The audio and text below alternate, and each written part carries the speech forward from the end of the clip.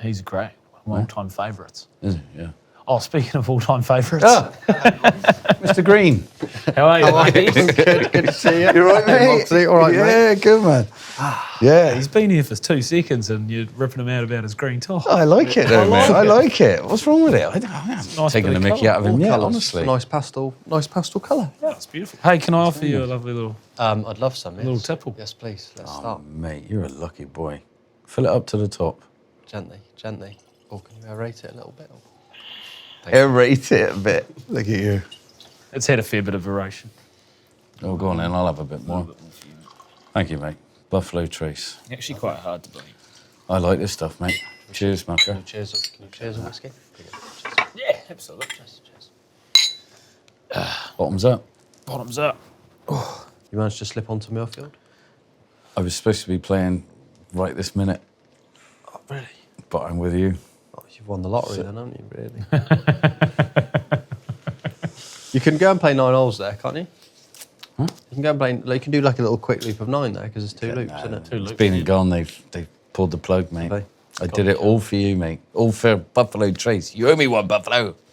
Are we starting? Or have we started? No, we're just sort of... We're just chewing off shit. Nice, man. I was just saying, going, this is really cool and chill, man.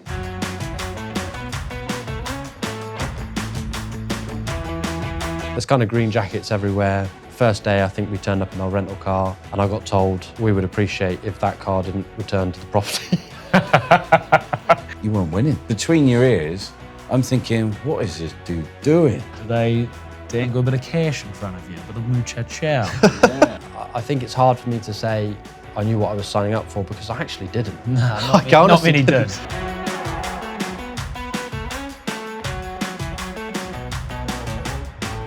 Look, ladies and gents, we'd love to welcome into, well, I guess the whiskey room, Yes. Laurie Canter. Mate, it's been great to watch you over the past year and for a lot of us, your whole career. Firstly, how are you and welcome? Oh, well, thank you. It's nice to be invited on. I've watched a fair few of these. Oh, and, nice. Always enjoyed the conversations you guys have. So I'm good. Yeah, I'm sort of middle of the season, so kind of ticking along, as it were. But yeah, feel good. Yeah. When do you watch the podcast or listen? Do you watch or listen? Is it in the car? Is it on the, on the YouTube? No, the ones that have like captured me have been clipped up. Yeah. So I'll see a clip, and then I'm like, oh, that's a good conversation, that's a good topic, and then I'll usually slither in and get it on a podcast. Nice. So Do you listen to like any podcasts out on the course or on the range when you're practicing or anything, or is that just pure I'm in the zone? I do at home. If I'm practicing my putting at home, I have to have something on because I get bored quite quickly practicing putting. I find it quite difficult. Yeah. So yeah, I'll try and have something on to just like if it's just quite a repetitive part. Yeah. I think there's elements of practice where you do have to really tune in. Yeah. But I equally think there's a good place for music. I see a lot like John Rahm always got his headphones in, hasn't he? Oh, really? So like warm up when he's warming up. So I think there's a good place for it. There's a couple of times in my life that I've played a song and it's got me so pumped up, I've gone out there and felt like I was Rocky Balboa and just thought, yeah, no one's going to knock me down. I'm just going to run through a brick wall and win this thing. They write movies about certain moments and songs like that. I mean, Happened to Me, and it just all folded in when I got on tour in America. It was like, I was playing, 8 Mile by, Eminem. Lose yourself in the music the moment you want it. Don't you ever let it go. You only get one shot. Do not miss your chance to blow. This opportunity comes once in a lifetime. Massive. Yeah. And I was like, poof. And I just watched Tiger in a Skins game and then went out and then blitzed it. It was like that. And I was playing it 3 times every morning on the way to the golf course. Gee, and literally just eyes pulsating with just like voodoo magic ready to just unfold on the world. It was like, and you just had to make it happen. It was good. I love it. Well, I can imagine music will make you feel something that words couldn't. That would be something I'd be completely on board with. You have like parts of music from your childhood or that kind of stuff that would bring you back to that moment. Yeah. That a description or a memory that was said to someone that wouldn't do that. So I could be on board with that. Yeah. outstanding. And I guess for those listening who might not know the background, and just in case the banter goes in all sorts of curly directions, these two blokes know each other have known each other for a very long time. Yeah. Back in the young golfing days, and Laurie, I'm not going to say inspiration, but Johnny has attempted to inspire you at a younger age. Can you talk us through his ability for team talks? Don't do it, Laurie. I would go as far as say inspiring, because I know we take the mick, but I mean, what John achieved when we're growing up was incredible, right? He was a lad from Somerset, like former country, and he went and got dual cards on both tours. I don't know if he's ever. He did it without a yardage book. He used to play Chippy the Eye and just guess the yardage. I mean, I think he said, I'll let him tell the story, right? But I think the first time he ever used a yardage book was on the PGA Tour. Oh, wow. He played by feel his whole life, and that was, and our sort of introduction through team representative golf was we got the opportunity to hear him kind of speak and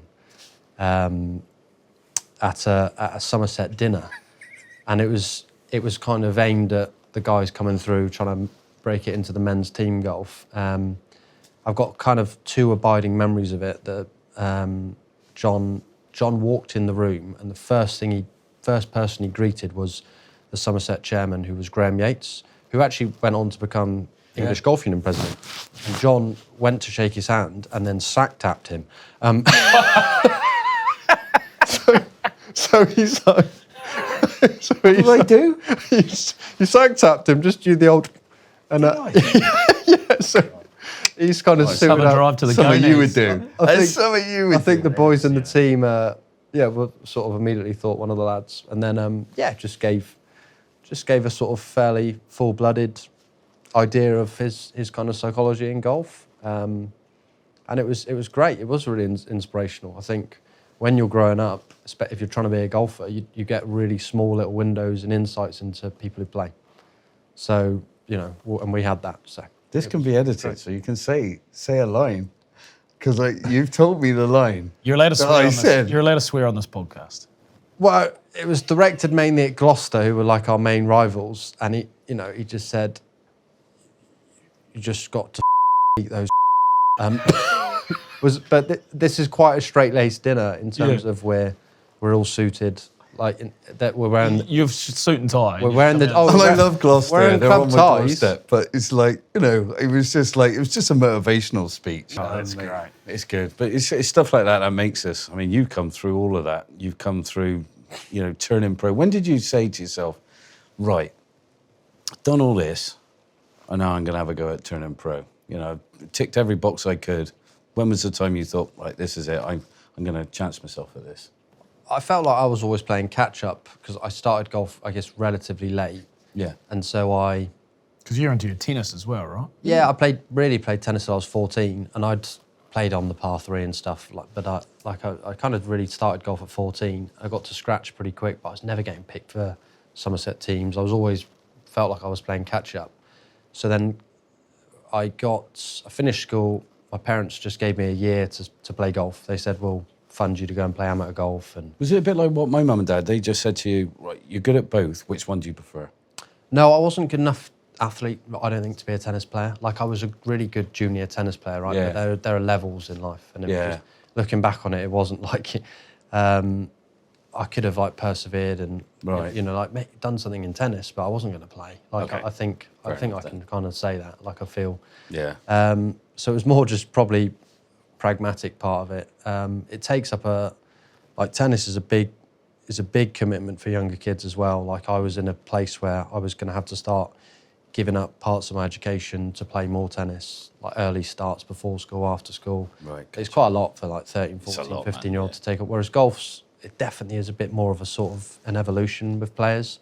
Even the people who start really young, they might find time to practice, but there's just such a breadth to the sport that You there can just play on isn't your in own. Tennis. Yeah, you can play on exactly. You can't do it with Yeah, tennis, can you? Exactly. That's Someone it. to hit against. Yeah, you can just go and find it, and there's kind of no limit to what you can do within practice in golf. Whereas tennis, you're limited by, you need a program, and then there's it's not really possible to practice tennis for more than 3 or 4 hours a day, but it needs to be intense. So Yeah. it's different, quite quite a different sort of mindset. Sorry, turning mate. pro. So you Turning made pro. your decision, you turned pro, you're behind the race, but then Yeah, a big the decision. year I How- sort of had to play off was good, and then I guess it was something that I was really passionate about, and I was getting good amateur results, and I just had a chance to go and play. I got some starts on the Challenge Tour, and there was a Walker Cup kind of on the horizon. But for me, I was just like desperate to go and have a go and dip my toe in, and see how I could. Because the Walker Cup is the biggest amateur event or a goal to aspire to, arguably. So what was the part like? Was there, you were just so convinced you wanted to go pro, or was there? No, I think because I started late, it just didn't hold that mystique for me. True. Like it just didn't. It wasn't. And I look back now and I think, oh, let's stay for 5 or 6 months and maybe have a run at playing. I think I would have had a great chance of making that team, but it was never on my radar because I never considered it that important. Like, but I think if you come to golf late and my goal was always this be great. Like, I want to make a living, want to go and play on tour, want to travel the world, play Which these is venues, fair. play these tournaments. Yeah, very fair goal. Yeah. Yeah. And it seems to be going all right. Well, it dodged a few bullets, but Yeah. I'm still standing there. So When you're in that, who was your gods of golf? Who was your gods of golf? The ones that you looked at and went, I want to be like that. I want to do it like that. like the first major that really got my attention was Goosen Mickelson. Oh, yeah. Goosen pipped him at the US Two Open. great swings. And it was like a brutal, I remember watching, it was like a brutal golf course. But he was like, it was unflappable Goosen, wasn't he? And he was like really cool, had a really cool swing, really powerful, but like couldn't get to him. Is that Shinnecock? Shinnecock, yeah, they Yeah. had to water the greens That in one? between the final pairs. That 'cause par three when they had lost to play the for the greens. front left bunker. Yeah. With the pin back right. Yeah. Ah. Yeah, that's right. Yeah, It is the one. Well, they were aiming for the bunker because you couldn't hit it on the green. I seem That's to remember. right. They had Couldn't hold it it. was absolute carnage. I would say those two. Tiger, obviously. Yeah, of course, Yeah. man. How can he not be? But yeah, Goosen for some reason always I loved him. What a rhythm. Yeah, he was silky Mate. smooth. Mint, cool. mate. Mint. Yeah. Such a, I mean, you don't really get the recollection. Like, he's like disappeared into the seniors tour and no one's really talking about him. What but is he he's up some to, player. eh? Yeah, seniors, Yeah, just chipping away. yeah, But, I mean, just he had rocks up. a couple of US Opens and he won some Order of Merits. It's just, I think he was maybe in South Africa kind of in Ernie's shadow a bit. Yeah, he was, Yeah. yeah. But as a player, he was cool. Yeah. And you go pro, and I guess the hardest thing about becoming professional is settling into the tour. And we were talking about your Q school record and how to get your DP World Tour card. Can you talk us through that experience? And for some of the pros these days, it's easy, it's quick, and they rise. The young kids seem to rise to stardom really quick. But how hard was it for you to find your feet, secure your card after a fairly long time chipping away? I found it really hard. Like I found it because you've got this kind of weight of expectation, which is all self-imposed. You turn pro and you think you're a good player.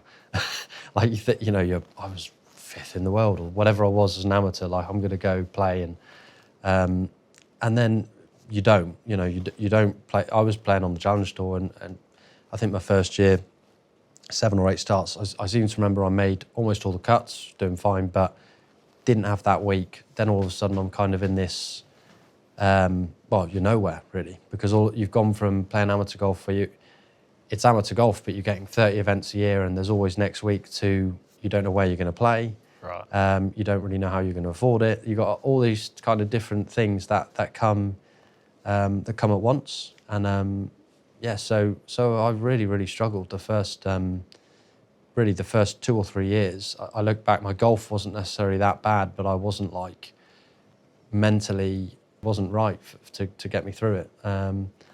It was a struggle. I think I was back and forth to Q school without getting through every year from 2011 to 2015, 16 when I got my card. Wow. Falling at the first stage or second stage or final stage.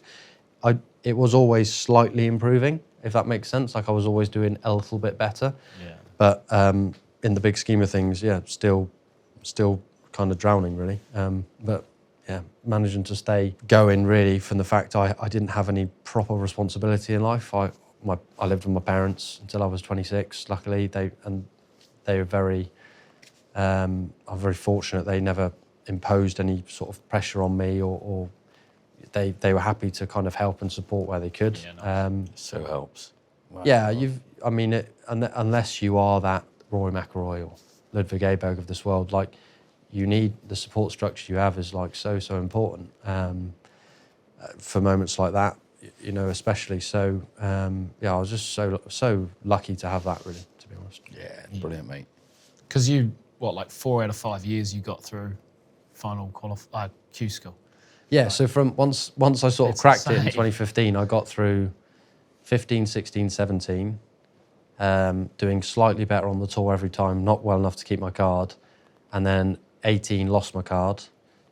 Went to Q school, didn't get it, got a Challenge Tour card, didn't get my card through the Challenge Tour, but did okay, got to final stage, got my card. So that would have been the fourth time in 5 years that I got through the school. So yeah, it was, I guess in that respect, it looks like a good record. But And so after all of this, like when was the moment where you finally felt settled? Was it after your first win, or what was the moment when you're like, all right, I'm here, I'm where I need to be, and you feel like you're comfortable, where you fit in? yeah, I mean, when you look at it like that, turning pro in 2011, and then 2020 was really the first year I actually kept a card. So it's 9 years. I know I was on and off the tour. But COVID happened in 2020. So that meant for a player like me, I had a Q school category, and all of a sudden they're saying, we're freezing the rankings. Everyone's playing every event. So there had to be a subconscious shift in me that I was like, okay, I've actually got a job next year for the first time in a decade. So it was there might have been that might have really helped me. Like I would openly say it had to. And then there were a lot of opportunities to play. Just by the nature of that year, there was kind of a lot of the top ranked players were going and playing in America, kind of understandably, because it was difficult to travel in Europe, all that kind of stuff. So I was able to play a lot of great events, and I think I just kind of got a bit of steam behind me finally, and then played well the end of that year, and then my kind of career in 2021 I think maybe just settled, and had a pretty good start to that year, and a lot of the maybe hang-ups or pressure I felt around trying to keep cards or trying to fulfill an expectation just subsided a little bit. Yeah, It's just great to hear how long that journey can take, because for a lot of people at home, you've popped up a few times in the last couple of years winning. They're like, oh, who's this Laurie Canter bloke? But a lot of us here know like the graph that it takes. Oh, it's such a hard road. It's such a hard road. He knows it better than most, more than he can probably vouch for anyone that's here this week where we are up in Scotland. But it's unbelievable. It really is. And to stick it out, Laurie, is unbelievable. I mean, there must have been a point where you thought, I ain't gonna happen. Have I got it? There must be little devil in the back of your head going, quit, mate, go and get another job. Go and do something else. I reckon all golfers have that a little bit in terms of like you can jack it in. We do. And I don't. I mean, during that period, all broadcasters have it too. Do that for free. No, you're all right. You're all right. but yeah, it's like, I'd say it's it would be interesting to kind of think. I mean, during the middle of that, I did go and like enroll in a degree. I was thinking about that. Were you? Actively on my mind. I have a law degree from the Open University that I took during that period because basically I just had so much free time. Yeah, cool. So I was like, and I think in my head I was, you're trying to be productive, you're trying to do stuff. But I actually think that really helped me. Yeah.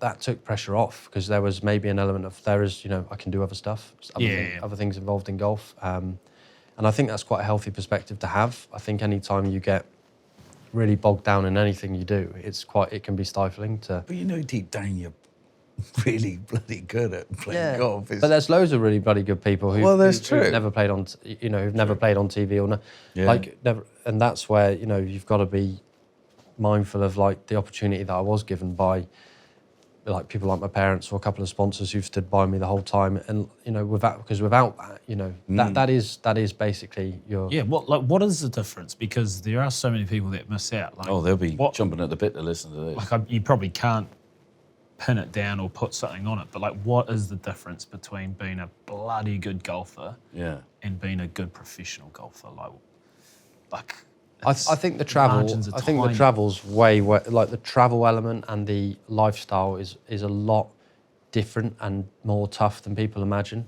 That would be my number one thing. So there has to be there's like a saturation point to it, right? So you'd think, oh, these guys earn loads of money and they do this, but actually, like if you went and stood in I'm not going to use Rory as an example, but like I have like so much admiration for the top players in what they do in this sport, because without getting the violin out, like the travel, the things they have to do day to day, week to week, and they still turn up and play like they do for 2 decades in golf sometimes. It's like incredible. I think it's incredible. Mind blowing. I agree. And like you've got the general ups and downs of life that everyone's experiencing that you'll never know about. So I think that's tougher than people think. Like, so, and it wouldn't necessarily always be linked to how you're playing. I think a lot of people would look and say, "Oh, he's playing great. His life's amazing, all that." But actually, like as you get older and your life changes and the pressures around that change, I think there is there's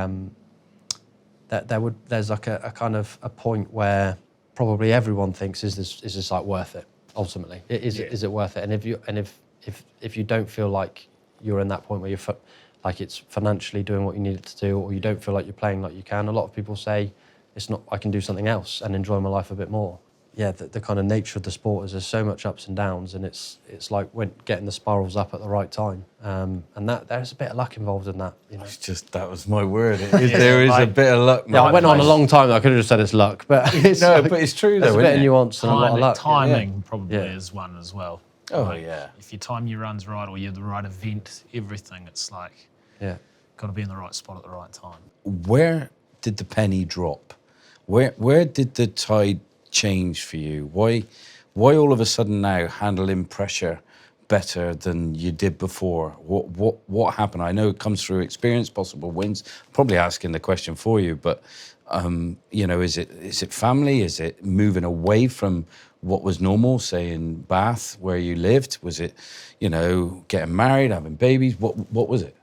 Like it would be a combination of all of that. I know, like COVID, the kind of pressure off thing I said, enabled me to, like, there are a couple of things I've always wanted to do and I could try them and it didn't really matter. Yeah.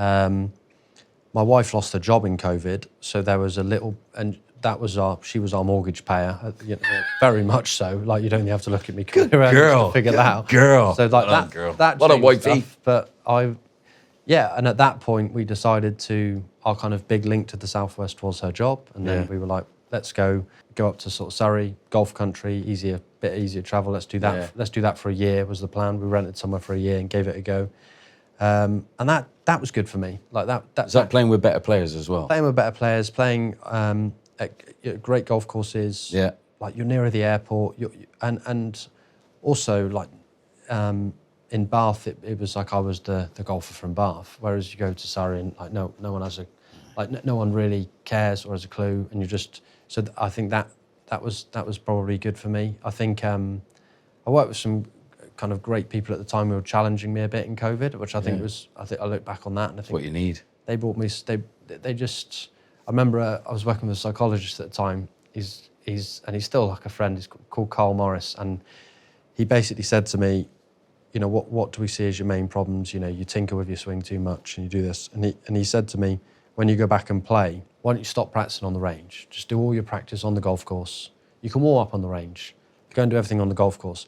And he said to me, let's be honest, what have you got to lose?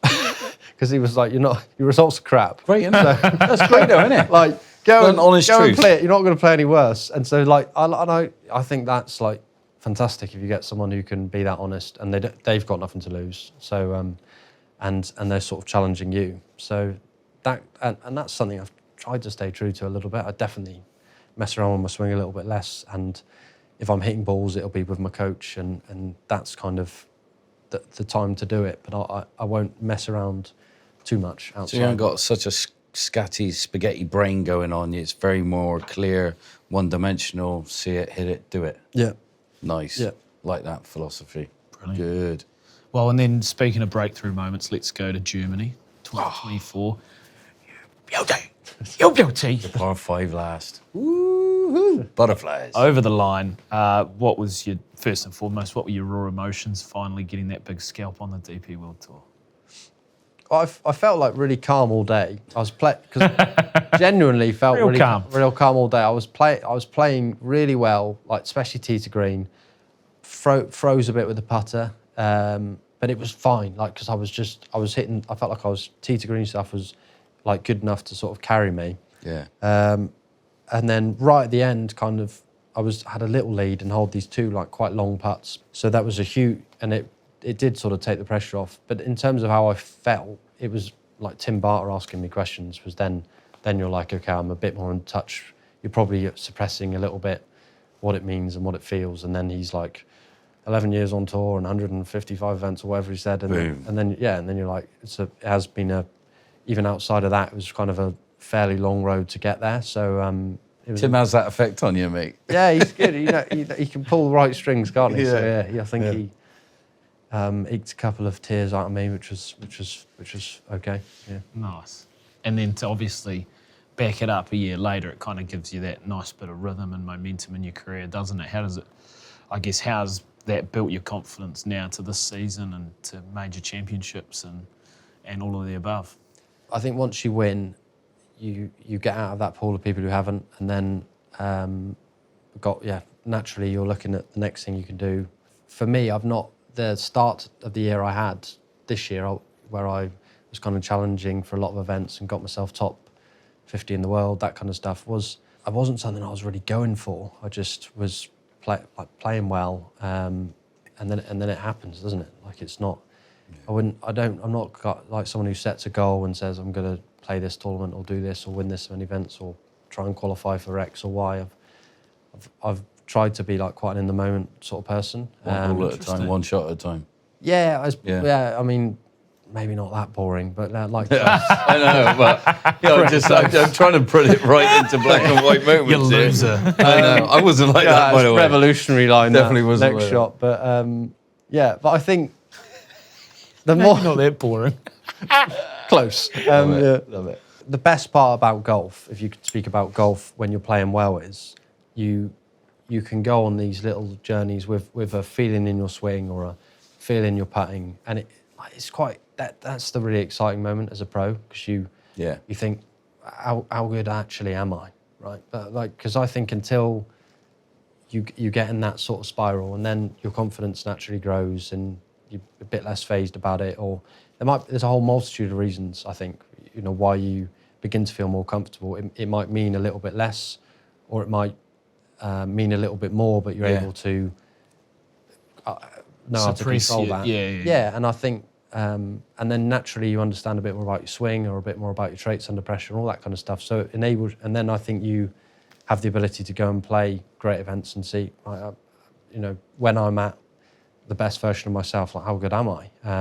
Because if I'm not the best version of myself, I'm never going to beat these guys, top 5, top 10 in the world. Like zero chance. But when I'm at the best version of myself, I can have a bit of a game. This is all right. Like this. Oh yeah. So then you think that's the point of golf. I think everyone's trying to get to. And I'd say the one thing that I've done my whole career is I've always chased better golf for myself. And that might sound like a bit of a woolly comment, but I've always tried in my own mind to think I want to have the best shots available, so that when it's clicking for me, I can play great golf. Like I can try and take some of the really good players on.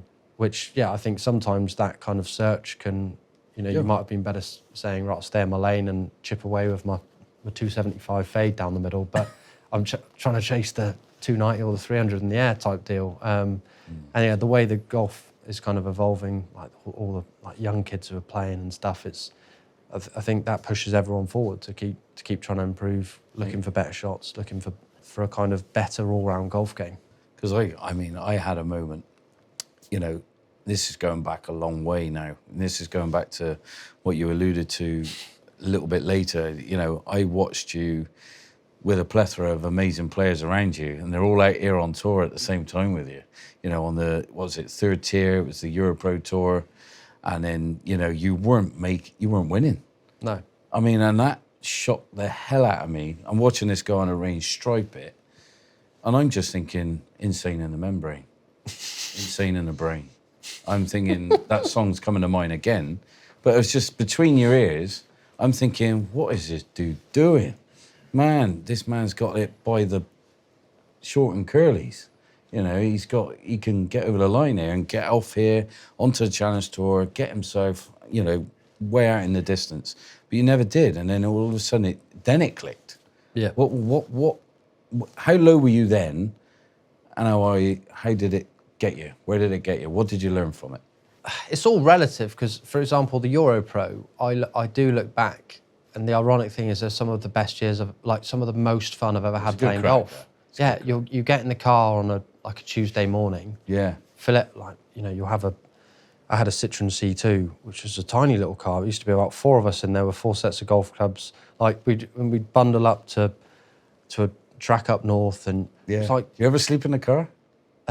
no, it never got that bad for me. But I've you know, slept in just some dodgy places. Yeah, but yeah. it's but they were great times, and all, like, a lot of the good stories I have from golf, or good memories I have, are actually from those periods. So you are literally travelling with some of your best mates. Like, Jordan's out here now. I used to travel a lot with Smithy, That's what I mean, and then Eddie Pep, he had to slug it out for a year on Europro, but mates from home, Steve Surrey, Louis Boston, still like best, You had my best Aaron Roy, mates, didn't really. you, as well? Yeah, All of them. So It's they're all- unbelievable. Yeah, it was great.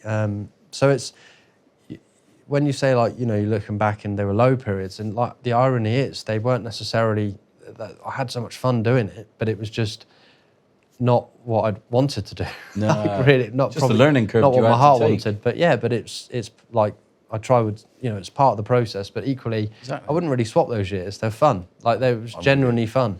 You mentioned earlier you didn't have, I guess, heaps of goals and targets, but is there anything now that you're playing to such a level? Is there any new things that have come into your mind? Hello, maybe a little Ryder Cup, or anything that you have got your eyes on? I mean, like, even the Ryder Cup feels like a long way off to me. Like, we've got, I think I would have to play six times before anything was picked or selected or qualified for, and I would have to play so well in my own mind to even factor into Luke's head. That is, like, this isn't such a boring answer, but it's just, for me, I'd feel it'd be like such a waste of time to think beyond trying to play great in Scotland. But like I said before, I would just love to see where my best golf gets me. If I can keep sort of putting one foot in front of the other and stay injury free and all those kind of stuff, it'd be like exciting to see. But I wouldn't put a target on my back, or I couldn't sit here and be like, I'm going to win a major. He's looking long, loose and full of juice. He's looking fit as a fudger's dog. He's looking He hasn't got fantastic. too many grey hairs, has he? And a good coloured top. So. Good You're colour all right, top. mate. I mean, you look the part, mate. You look the part. What do You say actually about look you, quite Amy? strong at the moment, mate. He does, huh? Big back, yeah. Yeah, big, strong. Like, Big back. The guy I'm working on at the moment is trying to, let's be fair, I'm trying to desperately put some weight on, get some fitness on, but he's always trying to talk about my back. He wants me, like, Pump your chest. Oh, push it out. he says, imagine you're an accordion, you've got to, like, work your way up from the bottom. So, I tell you what, if I do that, it shows off my double Ds. And look, let's wind back the clock a little bit. We've talked about the DP World Tour, but there's obviously a chapter where you popped over to a different tour. In 2022, you sprinkled and dabbled into live golf. Can you dive into it a little bit about, like, how does that process work? What's the transition like? Do they write you a letter and say, hey, you want to come with us? Do they dangle a bit of cash in front of you, a bit of muchachow? Or does the agent just ring you and go, hey, what are your thoughts on this? I mean, I don't know this for sure, but my sort of understanding of how it was sort of happening was earlier on the year it launched, there was a tournament in Saudi. I think they had a lot of players signed up. I don't know how many, but a lot of the top 50 were ready to go once they got to a number. And then I think the Phil Mickelson thing happened with the journalist. And being honest, I think a lot of the guys then pulled out and said, I've got to move out. And it basically meant they had to find some players to play in the league for that first year. And I think I just got top 100 in the world. I was kind of within that sphere, if you like. And I think the first event was an hour up the road in Centurion, and it was for I remember my agent phoned me and said, there is going to be a tournament at Centurion. It's in 6 weeks. It's $25 million, and I was, and it's 3 rounds of golf. And I was like, what's on the same week? And, you know, what we playing? And I wasn't playing in that event on the DP World Tour within the schedule. So I said like, definitely go and have a game. And like it obviously, look, the whole narrative around the first year, 2 years of Live and the established tours was awful. Like the whole, I went and played, and like I went and played because it was an amazing financial opportunity for a player like me, and it in that respect did change elements of like my life, made parts of my life easier for sure. I would say that, but So how did you go in that Centurion event? I think I held on for about a 19th place finish, and then we came 3rd in the team event. Oh, right, brilliant. Yeah. And what's that? Pick up. I New watch? For 4 New car? Texas. no, I don't. I don't. So to have another baby? I think What? the first year, the first year I played on Live, I played 8 events. My highest finish was 7th, and I earned $3.2 million, which was twice what I'd earned in a decade of playing as a pro. Wow. So it was like absolutely great. Like that as an Yeah. opportunity for a pro was amazing. Was it a kick to the solar plexus though to see like, not going to be a part of it anymore? And how difficult was it to bring yourself back in to get your card back again to play on out here? Exactly. Like you can look at that 2 ways. And the end of that year, I'm there with category 19 or 20 going into the next year on tour. Oh yeah. No starts. Nothing. No starts on Live at that point. Because I was like you went to a reserve, didn't you? Yeah. So you'd gone to Live 8 events, and then you like, how awkward is it all? Just like confusing is it to play a whole year as a reserve? Well, I mean, really, if you're being honest, they threw me a bone. Like, because I didn't have anything else. They said, you can reserve for us. And I ended up playing, as a couple of guys got injured, I ended up playing quite a lot of golf there. So I think it's hard for me to say I knew what I was signing up for, because I actually didn't. No, Not many did. Like, I think there are guys who were going for 3, 4, 5, 6 year commitments who had or perhaps had an idea or equity in the team, that kind of stuff, who knew the plan. I went because it was loads of money, and the events and the people that ended up playing by the middle end of that year, the fields were incredible. So that, but I wouldn't make any bones about that, and I don't have to, because I felt like one of the lucky ones in terms of it was my reasons for going were. But, you know, I feel like I could say that to anyone, and it's my job, and it's how I earn my money is going, and, you know, I basically eat what I kill. I'm not logoed up, and I'm you know, without getting the violin out, a kid from Bath, and I play golf and try and earn some money. So like, you know, if you get an opportunity to do that, you know, I'd be behind someone trying to do that. Yeah. So that was where mentally my head was at with Liv. But it's at the same time, like, I don't want that to sound. I appreciate the opportunity to play there, and like I said, being a reserve in 2023, that was a bit of a, you know, that was a result for me. I wasn't getting any starts out here. I had an invite at the end of 22, and I played well at the Open Champs that just about kept me a category for the following year, which turned out to be really important. So, in the context of it was a tough year mentally, because I knew how much I enjoyed the tour and evolving. I missed people, missed the staff here, missed a lot of the players. But then the payoff in terms of what it meant for me, kind of financially, and probably for my family was important. Was there any like rift or snub noses? Because like we've talked to other players, and it was like they said they came back and almost felt hated at times. Was there any of that for you? Did you feel comfortable? Like, hand on heart, I know how I'd have felt about someone else in my situation who'd done that. Yeah. So I didn't get really any heat. I got my best mate, Eddie Pepperell, didn't like me doing it. You know, so that was tough. Yeah, he's one of my best mates, and he couldn't understand my reasoning for it. He didn't like the principles of it, so he gave me a hard time. Yeah. But but like we got over it. Like, and I think usually if you talk to your mates, you'll get through stuff. Like Good friends are all about, though, isn't it? yeah, they have to tell you what they think. But by and large, if people slagged me off, they did it behind my back, which I was fine with. So I was like, Yeah. So just I had to sort of just keep my head down, crack on, and I was comfortable with the people around me in kind of my circle, my troop, so to speak. They were supportive. So that's really kind of all I would really focus on in that scenario anyway. And because you were one of the first player to qualify for the PGA Championship or the Players Championship via rankings, so like you kind of broke the mold a little bit, I guess, right? I was the first live player to play on the PGA Tour. Yeah. Yeah, so I mean, I always wanted to create history. So There you go. Rock and roll. I don't. Again, like that was a strange week.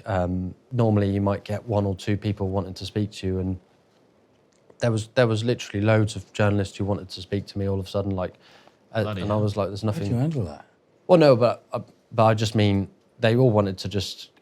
There was nothing. There was no real story to tell in my book. It was like but it's. I guess it's a story by the nature of what's happening with the tours and all the stuff we were talking about before. So, but when you play the Players Champs, you get these these Tiffany cufflinks, and they're amazing. They've got like the little Players logo, and nice. And they do a rookie. The virgins like all sit in a circle, and he comes round and hands the Tiffany. Really? Yeah, and a big punch, and then there's like a press pool. So it was really weird because.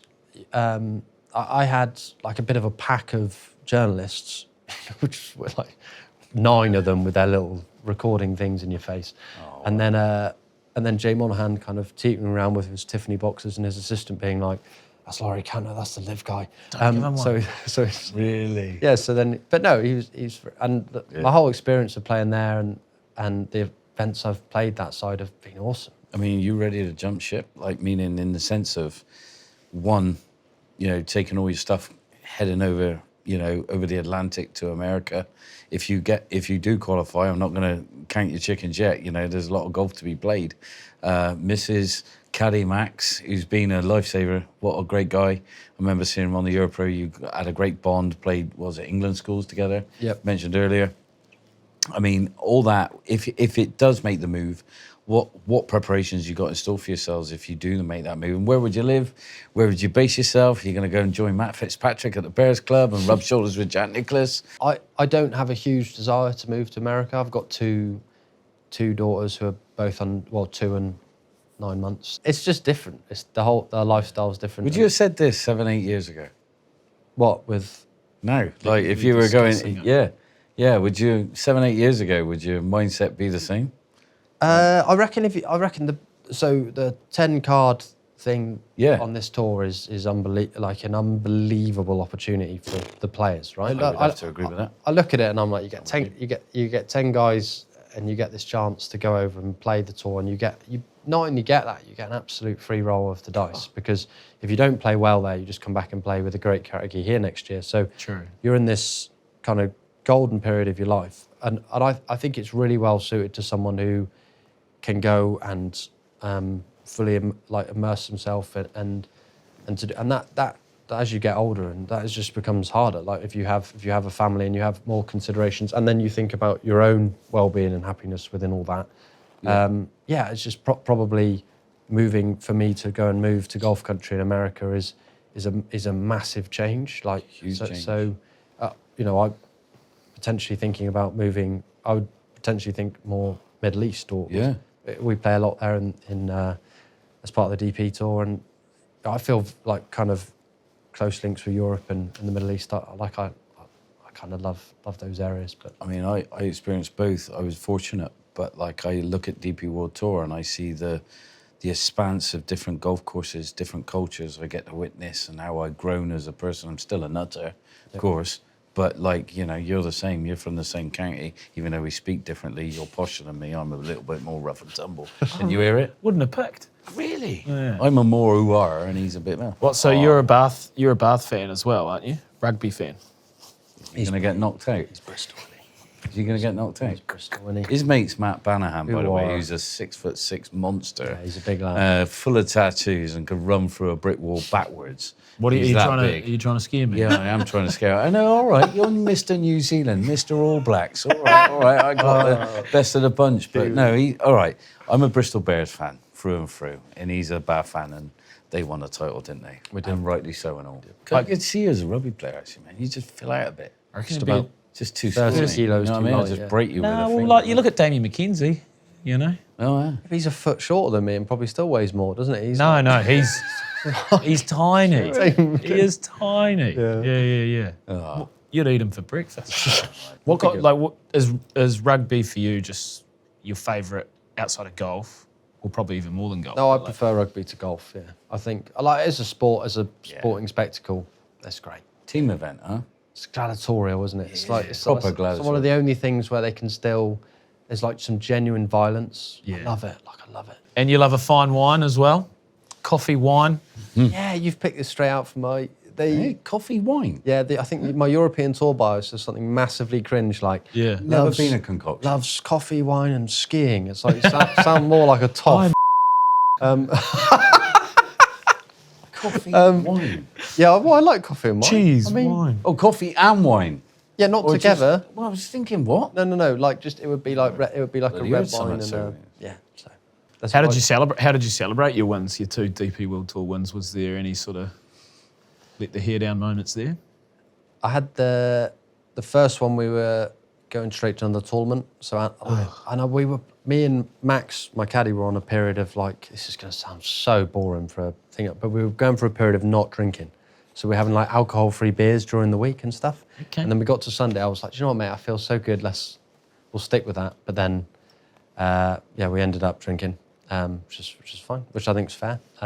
That's very fair. And then Bahrain was, I had a party at home for Bahrain. And actually more Bahrain, after Bahrain, I got into the top 50 in the world, got the Masters, so I had a big party there. Nice. How good was that second shot into the last? How pure? How did you know? Did you know as soon as you hit it?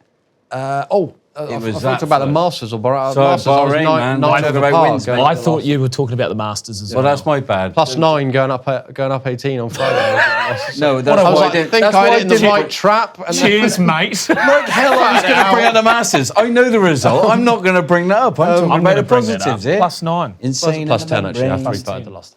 Missed it. Yeah. Let's talk about that one first. Bahrain. No, I just had a. Yeah, it was good. It was a good shot. I had Good shot. it in exactly the same place in the 18th hole and bailed out and hit it left. So it was like I was just don't bail out was what I was Go for it. thinking. Yeah. Was it one of them Tiger modes where you give it the tour and you go, yeah, that's the one?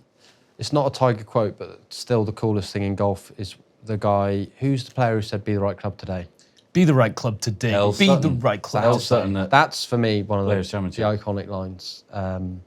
Be the right Be the club right club today. Just before we wrap up, I kind of want to talk about that 10 over par round for some reason. Why would you want to do that? No, it's 2 5-overs I shot. Yeah, thank you. Oh, that's Thank very you. respectable. It was consistent. Yeah. But how was the Masters? Yeah, it was. That's why he's wearing the green. It was great. I think it definitely takes a couple of days when you turn up at the venue. There's a different feel to it. I know people have kind of discussed feeling like maybe you're a bit walking on eggshells, like you're being watched, and I understand what they mean. It's different. The environment's different. The way you practice, you kind of get people. I'll give you an example on the putting green. Normally we get a little machine out and roll our ball, and my caddy got out to do Augusta. Immediately someone's on him saying, "What are you doing? You can't do that. You can't do that here." Yeah, so it's like, all of a sudden our putting preparation is slightly different. There's kind of green jackets everywhere. First day, I think we turned up in our rental car, and I got told, "Oh, you're given a Mercedes this week, and we would appreciate if that car didn't return to the property." So I was What was it, a little C5 that no, it wasn't. It was So like we it just was deal like with a, Ferraris, Aston Martin. It wasn't that. It was just I think it was more looking after their brand and and it was a Chrysler, but with a couple of kid seats in the back full of food. So, but it was So needless to say, if you play by their rules, and but I think as a golf tournament and environment, I understand, I get the hype, and I missed the cut. I went out on Saturday just to have a walk because I had some mates there, and I'll go out for an hour. Yeah. I went there I was in the grandstand for 6 hours. I loved it. I went and got my azalea and watched the golf and took it in, and I'm really glad I did that, because I think until you kind of experience that kind of thing, you haven't got any digital scoreboards, there's no TV, there's no playback, everything's live, you hear roars, everyone talks about it, but actually you need to be there and see it and feel it. And so, yeah, I mean, I think it's the coolest golf tournament there is, yeah. I'd love to know, by the next time we talk to you, or by the end of your career, what would be a really satisfying list of achievements for you? Like, what would you like when you're 45, 50, you're like, yeah, I've done well. What does that checklist need for you to be really satisfied and content with your career? Good question. Do you ask that every show? No. No. I've never really thought about that. I feel quite like, I feel like relatively content now. I don't feel like there's loads I'd like to achieve, but I don't feel a big sense of like needing to do something, if that makes sense. I would love to play, a bit on the PGA Tour. I think that would be great. I think I'd obviously love to win on the PGA Tour. I think that would be a great goal. I think that with the right kind of help and stuff, I think that's achievable. For example, the year I'm having at the moment, I still feel like I could, if I play well in the right couple of events, I could have a run at this Order of Merit. And I know that's like, you've got Rory at the top of it, so you're like, it's pretty good luck. Yeah. But I look at that and I'm like, I'm going to play loads more tournaments than him, and you never know. You never know. So I think big. That would be that. Again, I think what a title, like for a European player, if you could get to the end of the year and say, I'm Europe's number one. Now, whether you are Europe's number one, but in terms of the money list this side and all that stuff, that would be an amazing thing to say you did. So. I don't feel like there's no kind of fulfillment journey within that, but that would be something like that would be an amazing thing to say you've done, I think. Beautifully said. Think big, dream big, do it all big. There you go. Laurie, it's been an absolute pleasure, mate. We wish you all the best. And I genuinely look forward to seeing you tick off goals that you haven't put to yourself. Thanks, George. Because I think they're going to creep up on you. Thanks, Monty. Another Somerset boy to another. You are. Love you to bits, and You are. Oi, Savaloy. You are. Ta-da. Ta-da, Torrent. Well done, lads.